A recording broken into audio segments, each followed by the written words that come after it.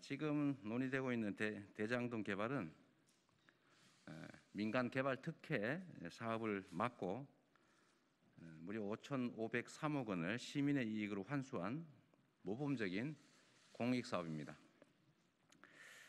단군 이래 최대 규모의 공익 환수 사업인 대장동 개발 사업을 둘러싼 억측, 의도적인 곡해, 또 왜곡 보도, 네거티브를 넘어선 흑색선전, 마타도아가 난무하고 있습니다. 결론적으로 말씀드리면 대장동 개발은 국민의힘 소속 신모 전 국회의원이 주동이 돼서 추진을 했던 사업이었고, 또 수천억 원의 개발 이익이 예상되던 민간 개발 사업이었습니다. 그런데 제가 성남시장이 되면서 성남시 공공개발로 전환을 해서 개발 이익 5,503억 원 가량을 성남시로 환수한 대표적인 모범 개발 행정 사례입니다. 이 사업 내용이 워낙 복잡해서 좀 자세히 설명드리도록 하겠습니다. 사업의 진행 과정은 이렇습니다. 분당과 판교 사이에 위치하고 있는 노른자위 녹지로서 개발 압력이 컸던 이 대장동 일대를 원래 LH가 공영 개발을 확정해서 추진하고 있었습니다. 그런데 2009년에 민간 사업자들이 국민의힘, 그러니까 당시는 새누리당이죠. 국민의힘 소속 신모, 정확히 얘기하면 신영수 전 국회의원인데요. 신영수 당시 국회의원의 동생, 그다음에 LH 출신 인사들에게 수억 원씩 뇌물을 주면서 공영 개발을 포기시키는 로비를 했습니다. 그리고 신모 국회의원은 그해 2009년 말에 국감에서 LH 사장에게 공영 개발 포기를 압박했습니다. 결국 2010년 6월에 LH는 공영 개발을 포기했습니다. 이에 따라서 민간 개발업자들이 민영 개발을 통해서 땅 짓고 헤엄치기 시기로 엄청난 수천억 원대 이권을 차지할 수 있는 길이 열렸습니다. 그런데 2010년 6월에 지방선거에서 제가 예상을 뒤집고 시장으로 당선이 되면서 이 대장동 개발 사업을 온갖 로비와 압력에 굴하지 않고 성남시 공영 개발로 제가 바꿨습니다. 공영 개발 포기 로비를 하던 민간 사업자들은 이제 민간 개발로 이제 사업을 하기로 하고 땅도 10%씩 계약금 주고 다 거의 다 매입했는데 제가 공영 개발을 하면서 이분들은 이제 소위 닭 쫓던 개가 됐죠. 성남 시민들은 수천억대 이익을 이제 확보할 기회가 생긴 겁니다. 개발업자들의 한탕주의 노림수는 결국 무산됐고, 또 뇌물을 준 사업자와 뇌물을 받은 신모 의원의 동생, 그 외에 LH 관련자 등등 여러 명이 구속됐습니다. 이 신모 의원 동생은 로비 성공했다고 또 수천만 원 돈을 또 받았습니다. 기소된 내용이죠. 저는 정당한 개발 업무의 대가가 아니고 국민이 위임한 인허가권 행사로 그냥 생기는 불로소득 개발 이익은 원칙적으로 공공, 즉 시민이 취득해야 된다라고 믿는 사람입니다. 단순한 인허가에 따른 개발 이익을 민간 사업자가 다 독식하고 또 국민 세금으로 그에 필요한 기반 시설 비용을 부담하는 것은 당연히 공정하지 않습니다. 불로소득 개발 이익 공공 환수 신념에 따라서 저는 대장동 개발 이익 중에서 5,503억 원 상당, 평가액은 나중에 좀 변동이 있었습니다. 환수했습니다.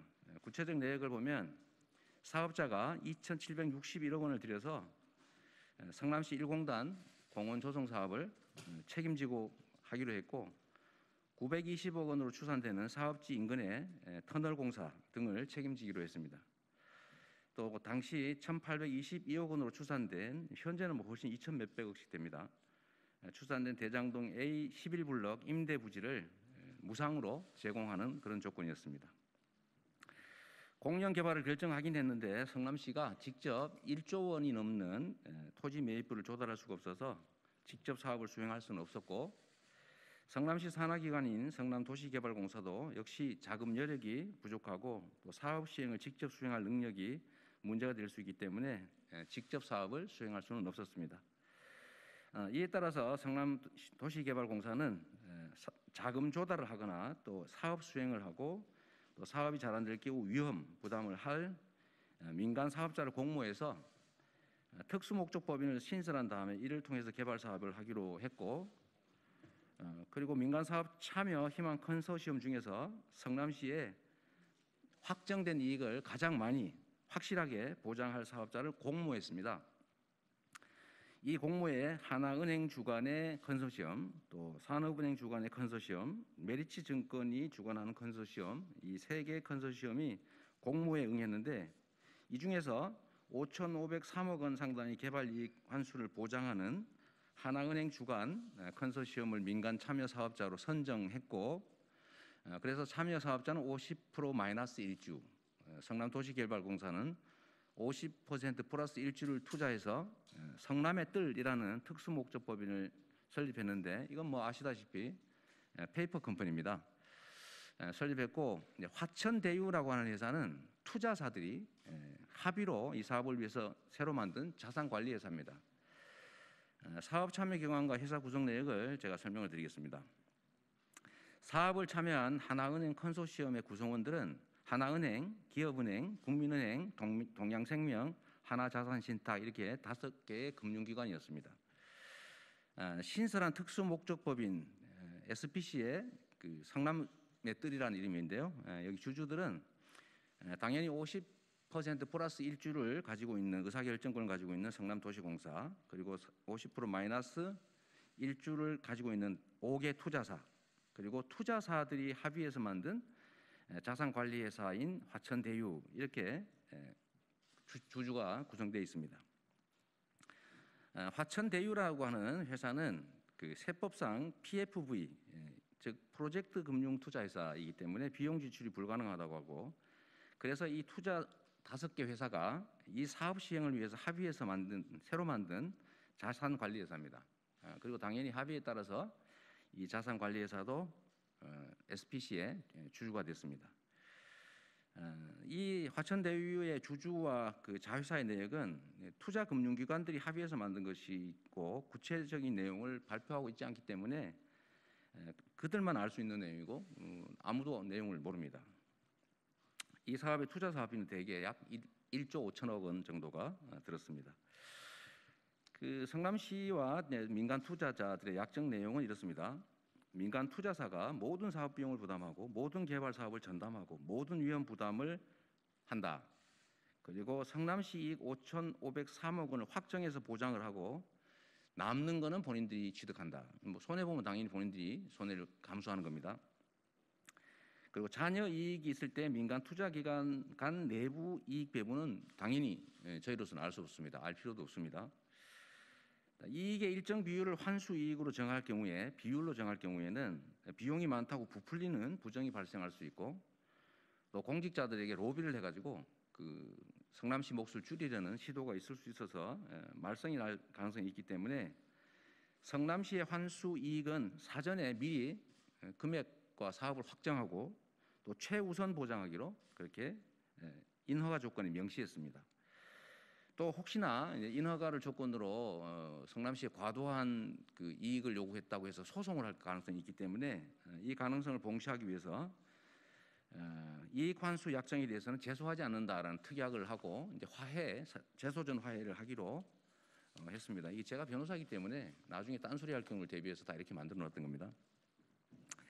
자, 특수목적법인의 50% 마이너스 1주를 투자한 민간 사업자들이 자금 조달, 개발 업무, 분양 처분 등 모든 책임을 지고 손실 위험도 100% 부담하기 때문에 성남시는 돈 한 푼 투자 안 하고 아무런 위험 부담 없이 인허가권 행사만으로 무려 5,503억 원 가량의 개발 이익을 환수한 겁니다.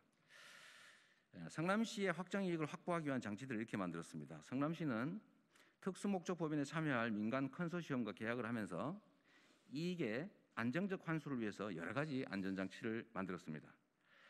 우선 민간사업자 공모 단계에서 제1공단 공원화 시행, 임대주택 부지 무상 제공을 의무화하는, 최소 이거는 해야 된다라는 공모 기준을 만들었고, 이 조건을 받아들인 민간 컨소시엄 중에서 가장 제시 조건이 좋았던 하나은행 컨소시엄을 사업자로 선정해서 특수목적법인인 성남의 뜰 SPC를 공동으로 설립했습니다.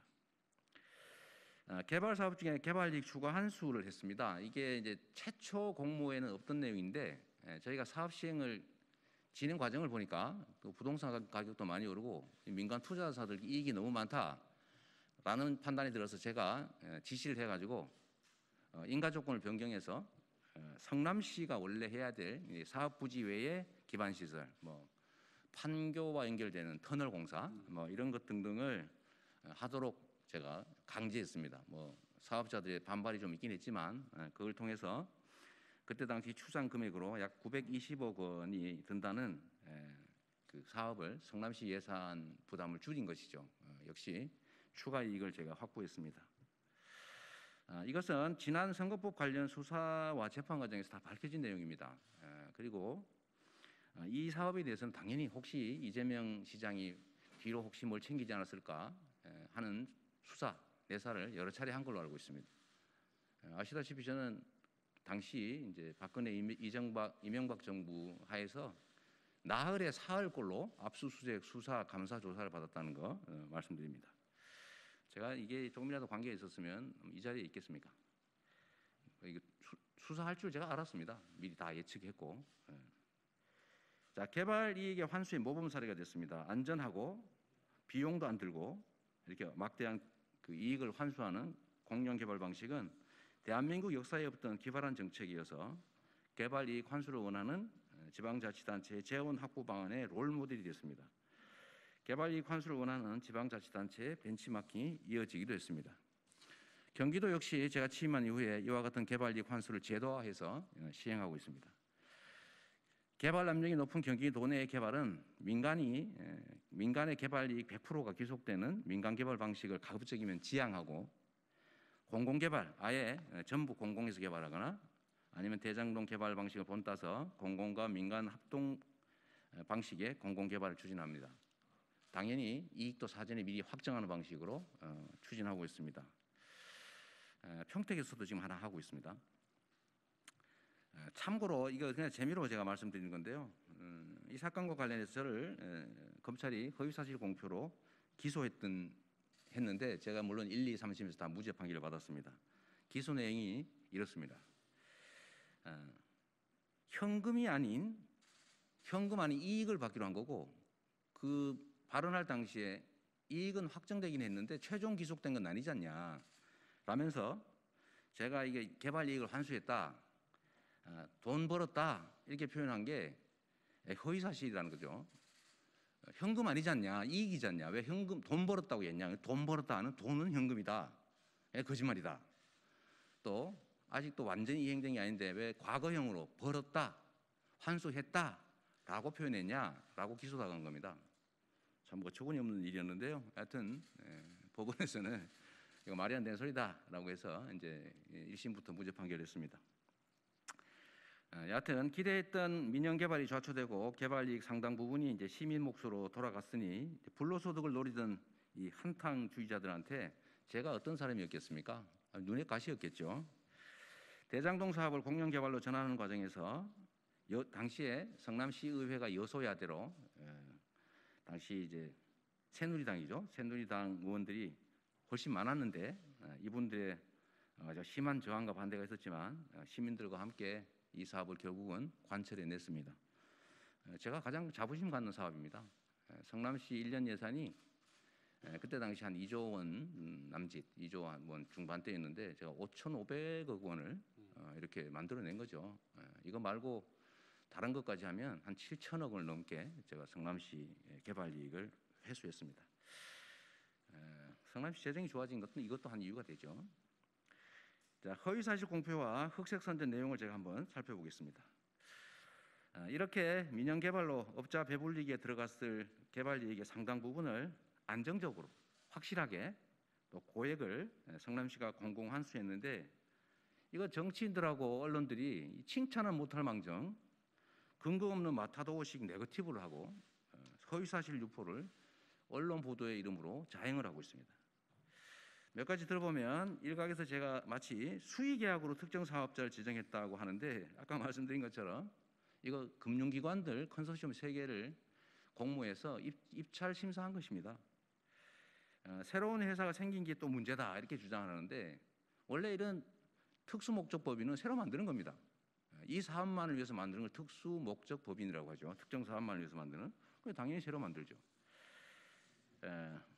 그다음에 그 자산관리회사 얘기를 하는데, 이게 아까 말씀드린 대로 그 성남의 뜰이라고 하는 특수 목적 법인은 그 자체가 사업을 할 수는 없기 때문에 원래 당연히 자산관리회사를 법에 따라 만듭니다.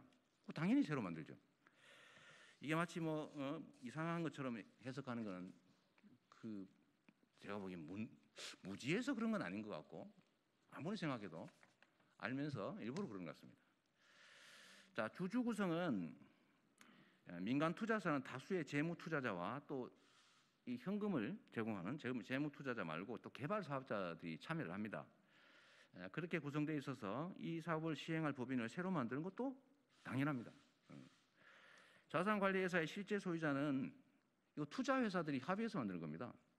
은행들이, 그리고 개발 사업자들이 합의해서 만들어서 또 합의를 해가지고 이 SPC에 주주로 참여한 거죠. 모두 동의하고 합의해서.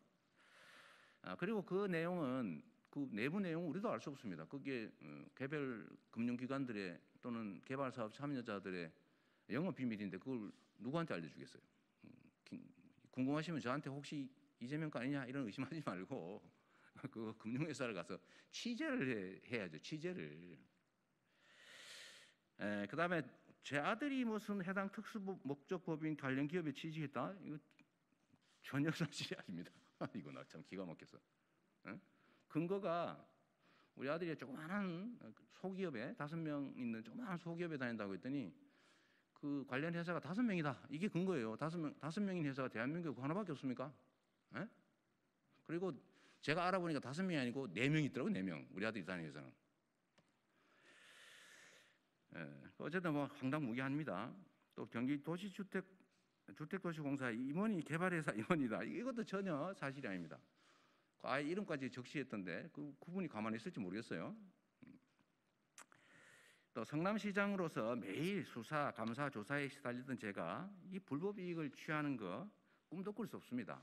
바보 아닌 다음에야 이거 수사할 거 뻔한데 거기서 제가 이익을 챙기겠습니까? 저 밥도 안 얻어먹습니다. 그리고 하나 이거 정말 중요한 건데 이게 이런 게 증거라는 거죠. 제가 만약에 그 개발 사업에서 남는 금액의 일부를 제가 이해관계를 가지고 있다면 그 개발 이익 그 사람들이 가지는 거 크게 만들어야 되잖아요. 상식적으로. 제가 이 개발 사업 시작한 후에 이거 투자사들 개발 이익이 너무 많이 귀속되는 것 같다. 땅값도 오르고. 그래서 이거 안 된다. 추가 부담 시켜라. 제가 지시를 해가지고 그분들 반발했지만 당신들 꽤 많이 남는 것 같은데 그냥 우리가 인가 조건에 넣겠다. 이렇게 해서 그 당시 920억 원으로 추산되는 성남시가 해야 될 기반시설 확보 사업을 그 회사가 하게 됐어요. 그만큼 개발 이익이 줄어든 거죠. 제가 이해관계가 있으면 그걸 왜 줄이겠습니까? 오히려 늘려줘야지. 이거 다 보도가 나간 거예요. 재판 때도 다 밝혀진 거고. 민간 투자사들은 자기들 예상 이익이 줄어드니까 저의 인가조건 변경 조치에 사실 불만이 매우 많았습니다. 저번 재판에 이 투자회사 대표가 법정 증언에 나와가지고 정말 저보고 빨갱이 같다, 공산당 같더라 이렇게 얘기했어요. 이미 합의된 내용 말고 왜 추가로 부담을 시키느냐? 인하급관 이용해가지고 이런 식으로 부당하게 부담시키면 되겠냐? 법정에서 저한테 항의하더라고요. 빨갱이라고. 이런 게 빨갱이식이라고 그러더라고요. 보니까. 자, 이런 걸 좀 상식적으로 판단해 주면 좋겠습니다. 그런데 이 조선일보 이게 조선일보 대한민국 최고 부수를 자랑하는 전통 중앙 일간지 아닙니까? 정론직필을 지향하시겠지요. 그런데 추정이 말이에요. 정말 재밌어요. 관련 회사 이름이 천화동인인데 이 동자가 이재명이 말하는 정치 목표 대동세상의 동자하고 같다. 이게 근거예요. 이 연관성이 있다. 두 번째, 이 특수목적법인 관련 회사 대표가 변호사인데 이 사람이 어떤 변호사하고 골프 쳤다. 그런데 그 골프 친 변호사가 제 사법연수원 동기다. 이게 말이 됩니까? 고등교육 받은 사람이 쓴 거 맞아요? 사돈 팔촌식 이렇게 하지 말고 같은 대한민국 국적을 가지고 있더라 이렇게 쓰는 게 훨씬 낫잖아요. 확실하게. 이 언론이 이러시면 곤란하죠. 또 있어요. 우리 언론인들 오늘 취재하신 분들 나중에 저와 간접적으로 관계된 사업하시면 나중에 이렇게 올라옵니다. 저를 인터뷰했던 기자가 훗날 화천대유 대표가 됐다. 그래서 의심된다. 여러분 오늘 여기 취재하신 기자분들 절대로 앞으로 저와 관계된 사업하시면 안 됩니다. 이게 이렇게 올라오게 됐어요. 조선일보가 또 쓸 겁니다. 몇 월 며칠 날 기자회견하는데 참여했던 기자가 사업에 참여했다. 관리에 있는 것 같다. 재밌지 않습니까? 이게 이 나라 이게 정말 참 말 안 하려고 그랬는데요. 해도 이거 너무하는 거 아닙니까? 이러면 안 되죠. 이게 최근에 여러 얘기가 있는데 민주주의를 지키라고 특별한 보호를 언론에 대해서 해주지 않습니까? 이 특별히 보호되는 이 특권을 이용해 가지고 이 가짜 뉴스 만들어서 정치적으로 개입하고 특정 후보 불리하게 공격하고 이렇게 해서 민주주의 절차를 훼손하는 거 이거 중범죄 행위입니다.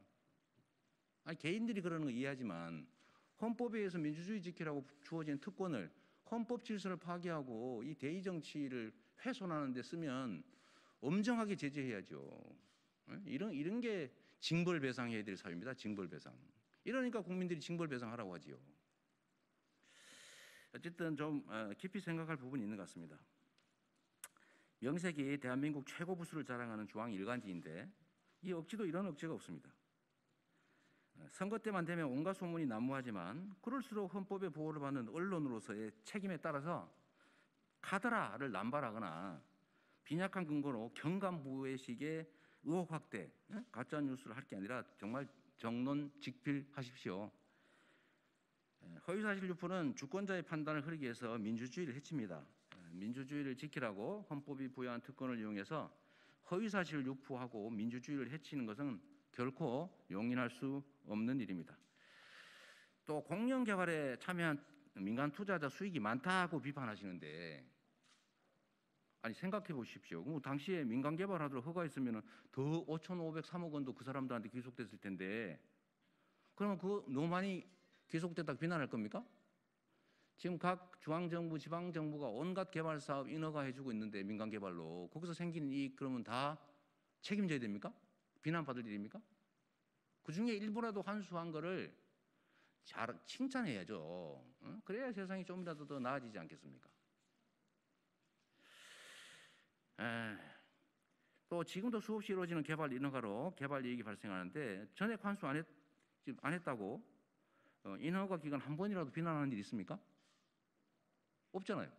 저만 물고 늘리잖아요. 그것도 절반 넘게 환수한 이 훌륭한 행정을 한 사람을.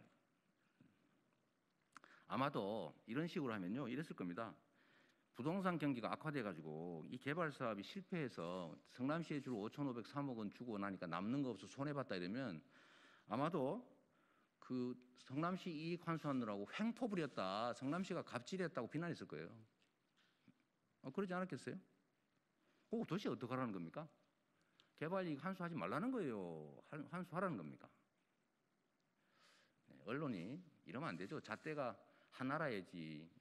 여기 질 때는 길었다가 저기 질 때는 짧았다가 자기 마음대로 길다고 표현하려면 짧은 자대에서 길다고 비난하고 또 언니는 길게 해가지고 똑같은 거를 짧다고 비난하고 이게 아주 정말 언론의 횡포, 경강부의 가짜뉴스의 아주 대표적 사례입니다. 대장동 개발은 지금도 제가 자랑하는 성남시장 시절의 최대치적입니다.